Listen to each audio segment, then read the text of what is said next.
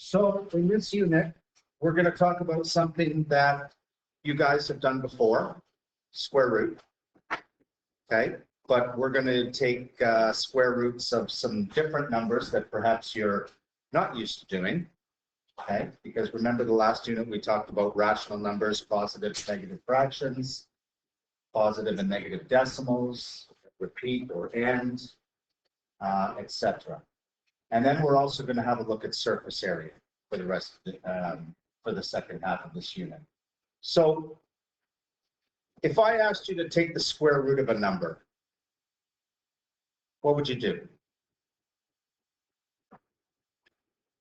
If I asked you to take the square root of 49, what would you be thinking to yourself and what answer would you give?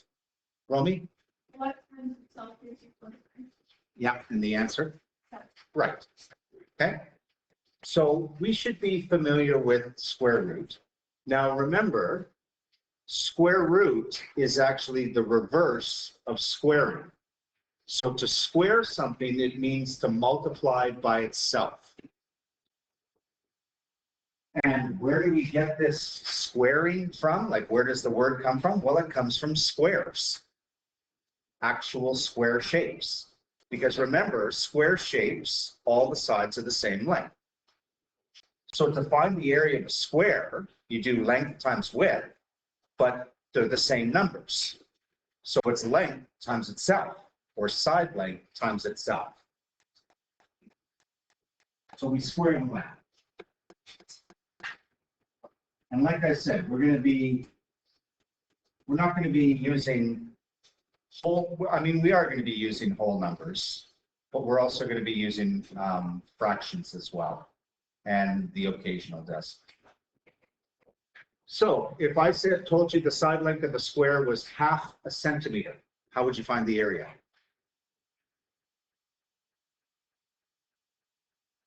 Don't all jump in at once.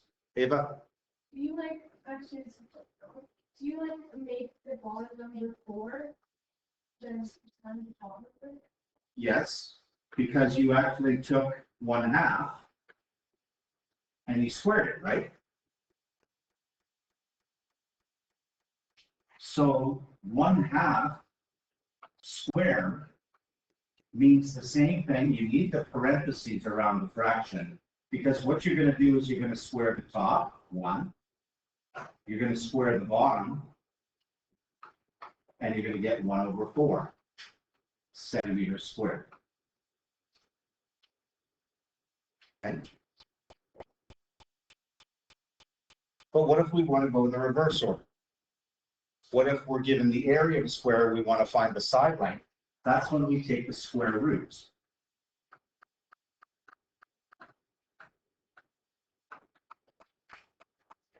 Okay. And what's that little symbol we use for square root? Well, it's kind of like a check mark with a vertical bar, or a horizontal bar. That actually has a name. We call it a radical sum.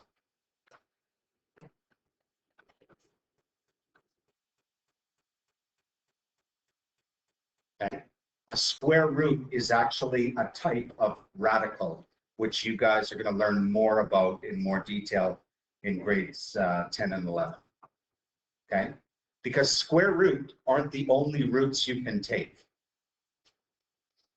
So Romy, you said that to find the square root of, or to find the square root of 49, you ask yourself what times itself gives you 49. You got 7.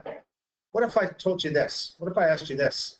What's the cube root of 27? What do you think that might be?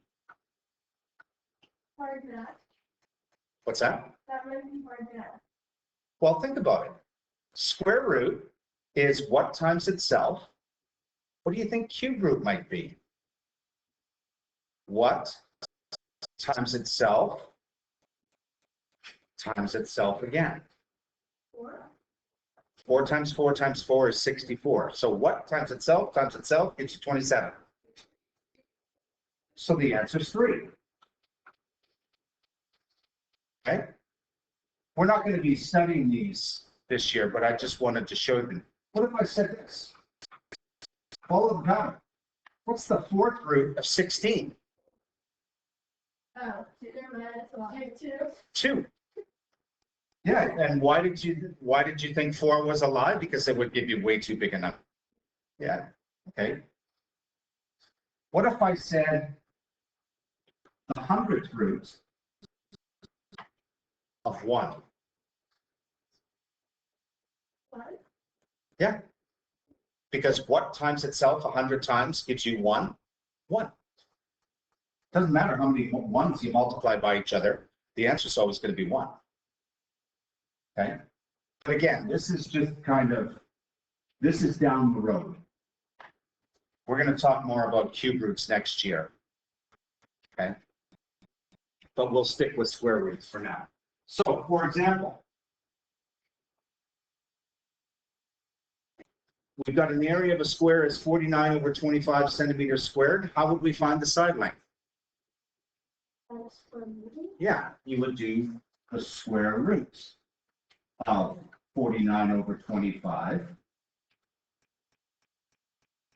So the square root of 49 over 25, well, what that means is you got to take the square root of the top number over the square root of the bottom number. That's how we find it. What do you get? 7/5. 7 over 5, and because it's side length, it's centimeters. Okay.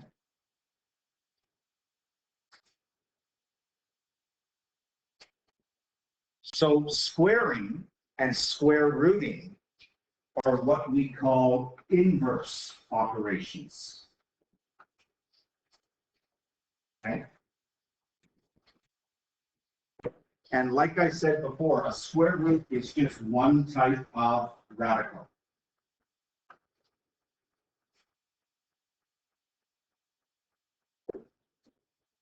Because there's all sorts of types of radicals: cube root, fourth root, fifth root, sixth root, etc., etc., etc. Okay. And finally, one other phrase that you should be familiar with. What do we call a number that you can write as the product of 2 identical numbers? In other words, you square root it and you get a whole number. Or you square root the fraction, you get a whole number fraction. Remember the name we give it? Like 25 is one of these because you can write it as 5 times 5. 49 is one of these because you can write it as 7 times 7. A perfect square.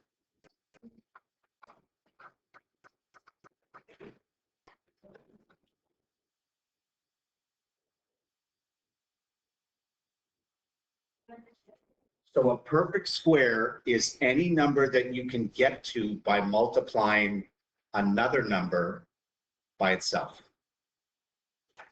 And that applies to decimals, and that applies to fractions. Okay? You guys are used to dealing with whole numbers, but we're going to take it a little further this year. Okay? So if I said 81, perfect square? Yes. Why? Okay. 27. No. 1 over 25. Yeah. Why? One. So you can write this as 1 over 5 times 1 over 5.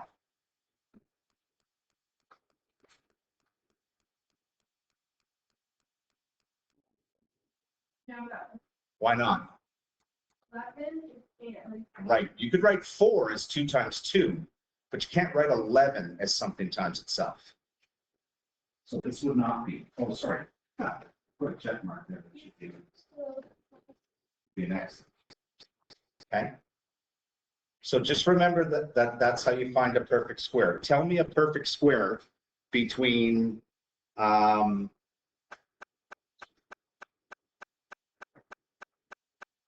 40 and 50. 49. 49.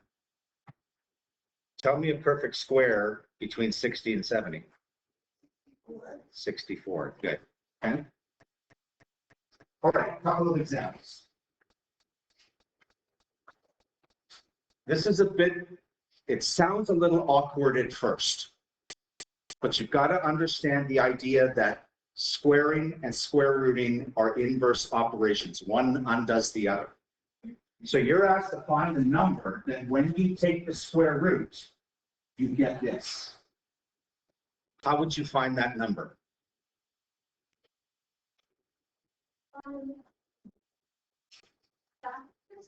Not factor. Like, multiply.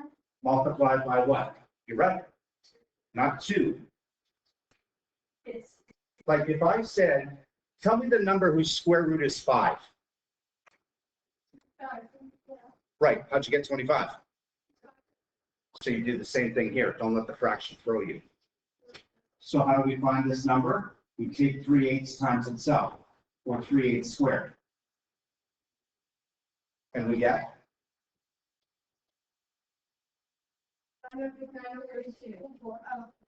9/64. So that's the number that when we take the square root, we get 3/8. Again, don't let the decimal throw you. How would you find the number whose square root is 1.8? Just square 1.8.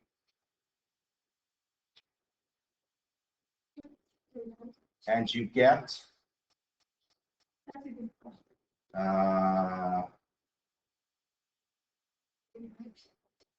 question. Yeah, absolutely. 225, 256, 289, 324, 3.24. Nice. Doing it a little while. What? I've been doing that for a little. Yeah, really.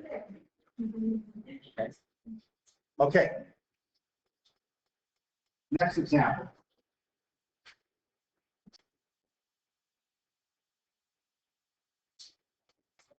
Look at all these numbers. Are they perfect squares? Explain why or why not. First one.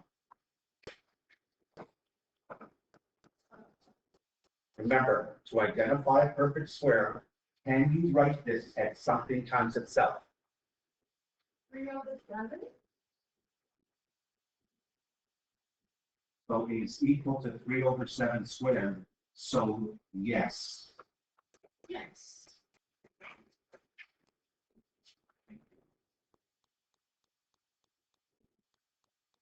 Next one. No. We can write 16 as 4 times 4, but you can't write 5 as something times itself. So the answer would simply be no. This is a bit of a tricky one. I think no. Like, Why do you think no? well, is there anything times itself equal to 18? No. Okay, good enough. Okay. Anybody want to disagree?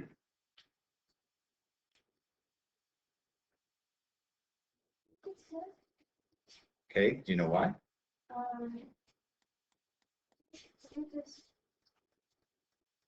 Look at 8/18.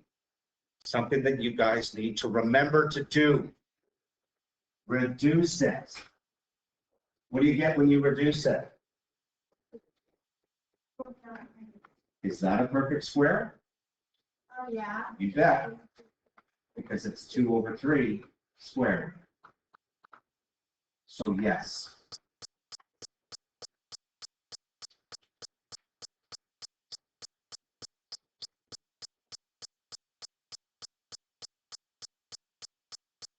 How about 0.36?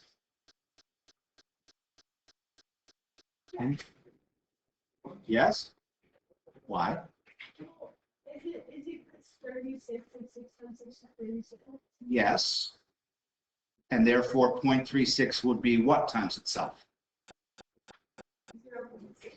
Very good. But that doesn't work all the time. if you look at this one, 3.6, okay? Because if you look at it without the decimal point, you think, oh yeah, 6 times 6. But there's no decimal times itself that gives you 3.6. So where the decimal is very important when we're dealing with perfect square decimals.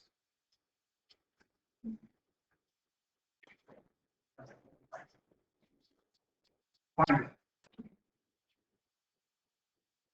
What happens if we throw a negative into the mix?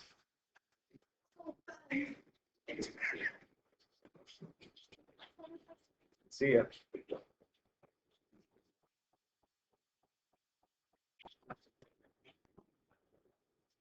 So, what do you think the square root of negative square root 81 over 100? What do you think that would be? Right. Because you do the square root first, and then you put the negative on after, because it's on the outside, right? Well, you tell me. Yeah, oh boy. What's the square root of negative 81 over 100? What happens if the square root is inside?